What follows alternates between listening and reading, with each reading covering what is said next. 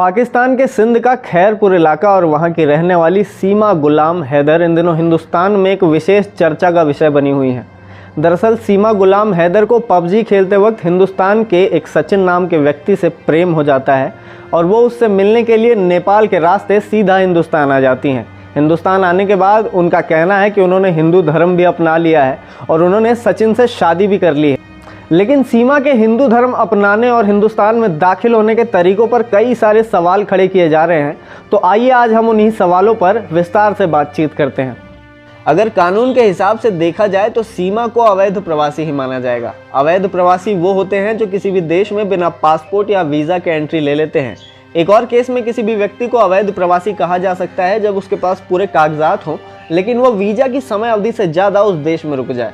इन दोनों स्थिति में कोई भी व्यक्ति भारत की नागरिकता नहीं ले सकता है। इसका मतलब सीमा हैदर कानूनी रूप से भारत की नागरिकता ग्रहण नहीं कर सकती हैं।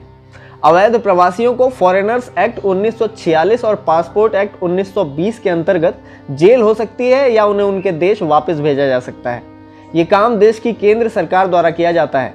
सरकार ने साल 2015-16 में इन दोनों एक्ट में कुछ बदलाव किए थे, जिसके तहत 31 दिसंबर 2015 से अफगानिस्तान, बांग्लादेश और पाकिस्तान से आने वाले अवैध हिंदू, सिख, बुद्ध, जैन, पारसी और ईसाई प्रवासियों को छूट दी गई थी। इसका मतलब इन लोगों पर भारत में वैध दस्तावेजों के बिना भी रहने पर कोई कार्रवाई नहीं की जाएगी। हालांकि सीमा हैदर इनमें से किसी भी श्रेणी में नहीं आती है। तो आइए हम पहले समझते हैं कि हिंदू धर्म अपनाने की प्रक्रिया क्या होती है। सीमा हैदर ने कथित तौर पर बताया कि उन्होंने अपना धर्म बदलकर हिंदू धर्म अपना लिया है। हालांकि धर्म परिवर्तन को लेकर कानून थोड़ा पेचीदा है। दरअसल किसी भी मुस्लिम व्यक्ति को हिंदू धर्म अपनाने के लिए पास के किसी आर्य समाज के मंदिर में जाना होता है। वहां वो हिंदू धर्म अपनाने की अपनी इच्छा को व्यक्त करता है, जिसके बाद आर्य समाज मंदिर में हिंदू रीति रिवाजों की प्रक्रिया पूरी होने के बाद व्यक्ति को धर्म परिवर्तन करने का सर्टिफिकेट दे दिया जाता है। इस प्रक्रिया में 15 से 20 दिनों का समय लगता है। इसके बाद इसे सरकारी स्तर पर रजिस्टर भी कराना होता है। इस प्रक्रिया को रजिस्टर कराने में 45 से 60 दिनों तक का समय लगता है। हालांकि कंट्रोल ऑफ पब्लिकेशन को अगर एप्लीकेशन में कुछ गड़बड़ी लगती है तो वो उसे खारिज भी कर सकता है। तो इसी बीच एक ये भी सवाल उठता है कि क्या सीमा और सचिन की शादी गैर कानूनी है। तो आइए हम समझते हैं कि आखिर क्या है।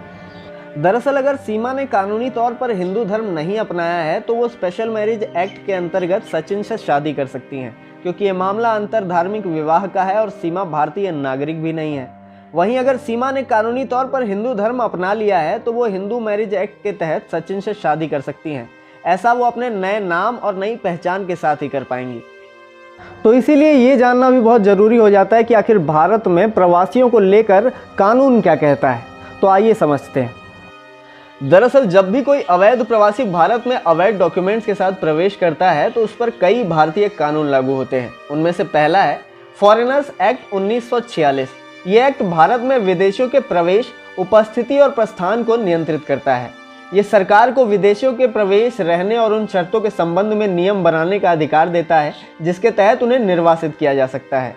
दूसरा है पासपोर्ट एक्ट 1920। ये एक्ट भारत में व्यक्तियों के प्रवेश से संबंधित है। ये पासपोर्ट जैसे वैध दस्तावेजों की आवश्यकताओं के बारे में बताता है और अवैध प्रवेश या फर्जी दस्तावेजों के उपयोग के लिए जुर्माना भी लगाता है।